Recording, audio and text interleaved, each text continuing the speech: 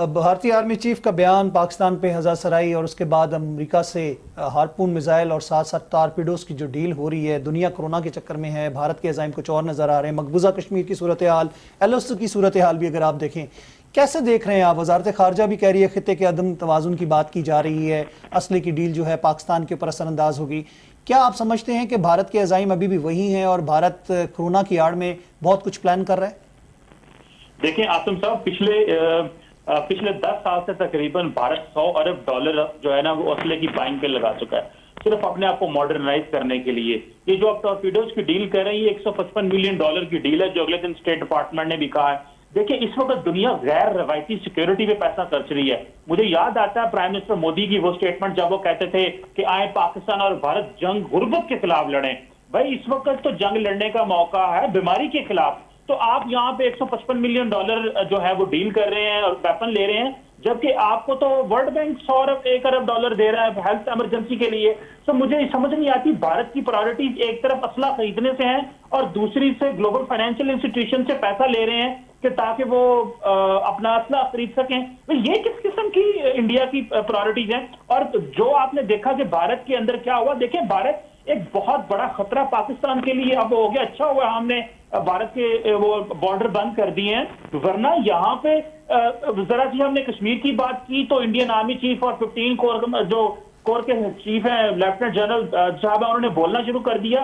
उन्होंने कहा कि पाकिस्तान ने सिर्फ यही कहा ना कि जिस तरह हेल्थ कवरेज आप दिल्ली में देने की कोशिश कर रहे हैं, जो कि आप प्रॉपर से नहीं दे सके और इतने ज्यादा मरीज आ गए हैं, आप मकबूजा कश्मीर के अवाम को पहले आपने कर्फ्यू में बंद किया, तो खुदारा अब ना उनको कर्फ्यू में बंद कीजिएगा। पाकिस्तान इससे पहले कि हम दुनिया तक ये पैगाम पहुंचती कि कश्मीरियों का और पाकिस्तान का ये पैगाम जाता कि उनको हेल्थ कवरेज नहीं मिल रही, कोरोना के टेस्ट प्रॉपर नहीं हो रहे, सोशल डिस्टेंसिंग नहीं हो रही, लोगों को घरों में कैद कर दिए हेल्थ, वो ये कोई इस तरह तो नहीं है कि वो एम्बुलेंस से बुला सकते हैं। सिर्फ इतना कहना था कि इंडिया ने उसको भी LOC के ऊपर लिंक कर दिया। तो जब भी आप देखें पाकिस्तान कश्मीर की बात करेगा, LOC के ऊपर जो वायलेशन शुरू हो जाएगी। अभी अप्रैल आया आसम रजा साहब और तकरीबन 800 साढ़े 800 वायलेशन सिर्फ इस 4 महीनों में हो चुकी हैं, जबकि पिछले साल 3000 से ज्यादा वायलेशन है। जबकि 2014 से जब से मोदी साहब आए हैं, वायलेशन जो है वो हर साल बढ़ रही हैं। तो यहाँ पे इंपॉर्टेंट चीज ये है कि सिर्फ इंटरनेशनल कम्युनिटी को बताने से काम नहीं बनेगा।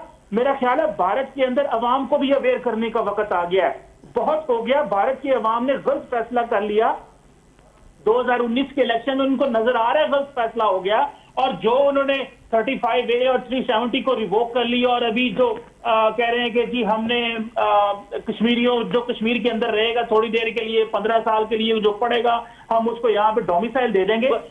देखें, एक वक्त था, बढ़िया हम बात बताने लगो, एक वक्त था इंडिया और अमेरिका दुनिया कहती थी जी कि पाकिस्तान के अंदर मजहबी इंतहा पसंदों के हाथ में न्यूक्लियर का बटन आ जाएगा।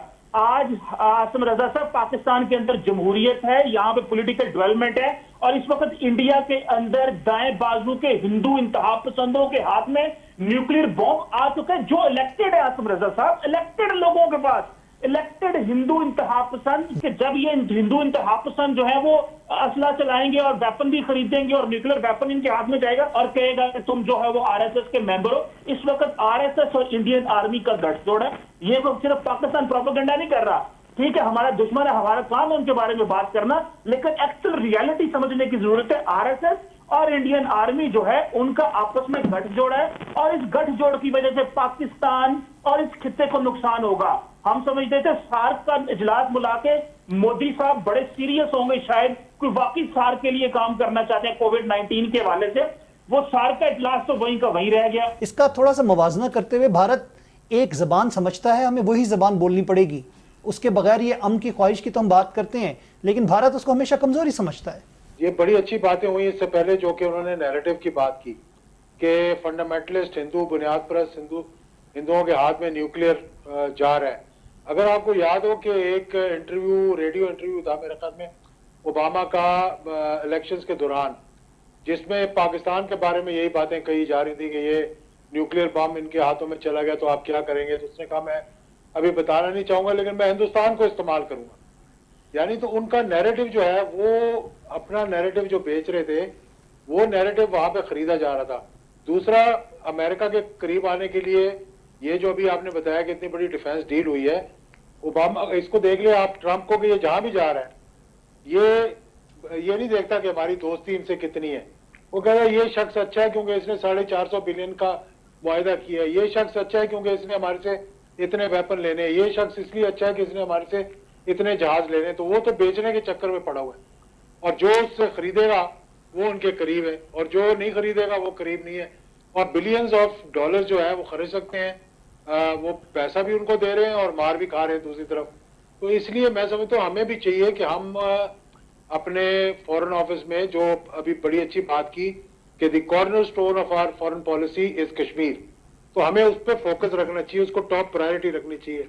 हमने जब भी हिंदुस्तान से बात की है, बात शुरू होते ही कश्मीर अगर हमारा प्रायोरिटी नंबर 1 था ना, तो वो नीचे ले गए हम उसको कि हाँ इस पर हम बाद में बात कर लेंगे, पहले बस चला लें, पहले उनको इस्तकबाल कर लें, और फिर बाद में आपको पता है कि कितना प्रेशर डाला था जब वाजपेयी आए थे लाहौर में कि कश्मीर का लफ्ज जो है वो ज्वाइंट स्टेटमेंट के अंदर नहीं डाला जा रहा था।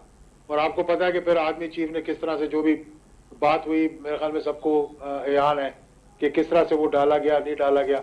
तो हमें चाहिए कि हम एक चीज पे फोकस रखें, लेकिन सारी दुनिया उसको इग्नोर कर रही थी और अब सारी दुनिया लॉकडाउन हो गई है, सारी दुनिया में कर्फ्यू लग गया है, ऑटोमेटिक कर्फ्यू लग गया है। तो अब लाजिमी बात है कि उनकी तवज्जो सारी फोकस जो है वो इंटरनल अपने मामलात के ऊपर आ गई है, और इसीलिए हिंदुस्तान जो है ज्यादा एग्रेसिव हो रहा है कश्मीर की तरफ। लेकिन एजाज साहब इसमें एक चीज की सिमिलैरिटी को हम भूल नहीं सकते कि जो कुछ इसराइल कर रहा है फलस्तीन के साथ, वही फुटप्रिंट हमें कश्मीर में नजर आ रहे हैं और दुनिया इस चीज से आगाह भी है। लेकिन इस कंट्री को या इसराइल को हम फरामोश नहीं कर सकते। पुलवामा जो एपिसोड था उसके अंदर भी एक तीसरे मुल्क के किरदार की बात की वजीर आजम ने on the floor of the house. हम खुल के क्यों नहीं बात करते? क्या माइक पोम्पियो का प्रेशर है, क्या सऊदीज का प्रेशर है, किसका प्रेशर है? यही बातें अज्यूम की जाती हैं कि उसके बारे में नाम तो नहीं लिया गया, जिक्र कर दिया गया।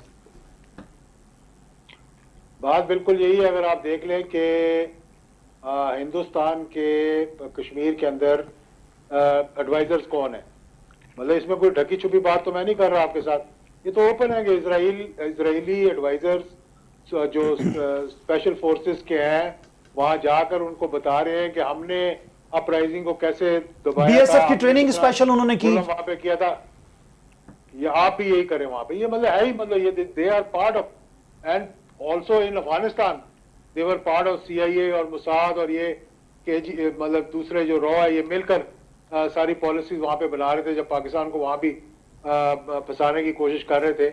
और ये सारी पाकिस्तान के अंदर जितनी दहशतगर्दी हो रही थी, इसके ताने बाने भी वहीं से हिल रहे थे। तो हमें ये बातें जो है इनको वाजे करना चाहिए। अब देखिए रीजनल हमारे जो बेसिकली दोस्त है उनकी प्रायोरिटीज भी चेंज होती जा रही हैं। आप देख रहे हैं कि हर किसी को अपनी अपनी मसाइल का सामना करना पड़ रहा है। मैं AVM साहब आपकी तरफ आऊंगा। खित्ते में अदम तवाज़ुन की भी बात की जा रही है, कश्मीर के अंदर मामलात की भी बात की जा रही है। जिस पहलू की तरफ मैंने इशारा किया, अगर आप पुलवामा एपिसोड को देख लें, बालाकोट जो स्ट्राइक की गई पाकिस्तान ने, जिस पे अपना रिस्पांस भी दिया और बड़ा सरप्राइज़ दिया, इसराइल का नाम आता रहा, ढके छुपे अल्फाज में बात की जाती रही। क्या आपको नज़र आ रहा है कि इस वक्त कश्मीर के अंदर जो कुछ हो रहा है, भारत किसकी शय के ऊपर ये तमाम काम कर रहा है, जो पाकिस्तान के साथ जारियत की बात कर रहा है?